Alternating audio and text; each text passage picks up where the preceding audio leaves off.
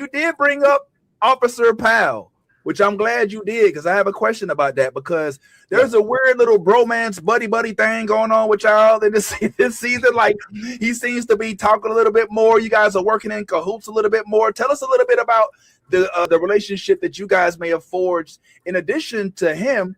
But then I have a follow-up for that as well. But I mean, look, let's just keep it real. Like, I'm seeing Lethal Weapon vibes here. You know what I'm saying? Like, just talk to us about what was going on behind the scenes when the camera was cut off. Like, how y'all was acting with each other. Yo, man, that's Hamish. That's my homie, man. That's like my ace. You know, he's a good, solid dude. And it's so funny that you say that, Lethal Weapon, because we both joke around. It's like, you know what? After this, man, we should do the Last Boy Scout. You know what I mean? We should redo the Last Boy Scout. Wait a minute. Y'all see it, right? Y'all see it? He's a great actor, man, and he's cool as shit, man. He knows what he does. You know, he knows what he's doing, and he's just a real person. You know what I mean? Yeah, Hamish is the homie. Yeah, he's the homie for real.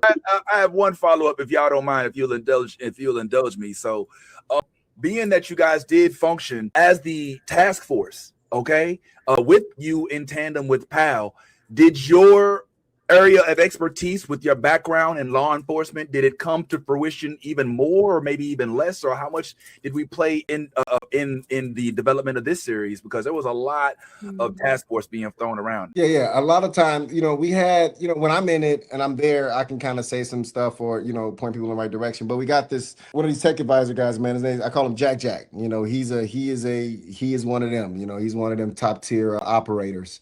So he kind of keeps everybody whipped into shape, and they brought him around. So like when the task force are doing some of the movements and stuff like that, I know I can tell when Jack's behind it, because I'm like, oh, cool. I don't have to say nothing. That's good. That's his job, and he does great. And the stunt guys, they do great at just like making sure that the movements are authentic and the way they should be when they are, you know, doing tactical stuff. Okay. All right. Glad to hear it, because you know we still count on you for that. Yeah. They always ask me stuff like, "Hey, would they just walk in right here, or would they?" I'm like, "Oh no, we will kind of do this and this, and then you know, and then we'll make adjustments." But no, it's usually, you know, they're pretty solid. Yeah, lest y'all forget, as we pass it to Yaz, that this ain't just police, but he actually is Chicago police, which is so crazy. Like they casted Cole North in real life. Like, that's still crazy. I'm sorry.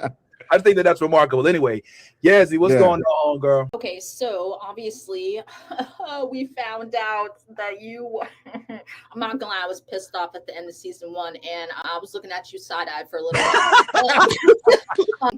I still love you. You know, you're still part of the crew, but I'm watching you in the shadows. That's all I'm saying. Yeah.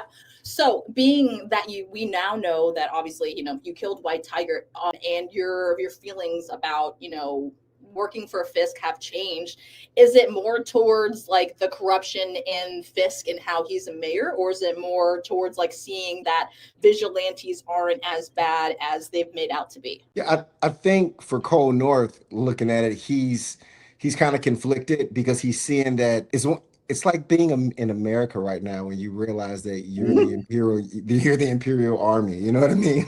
So it's like Cole North being like, you know, he's with the police department that's supposed to do this thing, yet what vigilantes are what he's seeing them really fight for is stuff that, you know, he's in alignment with.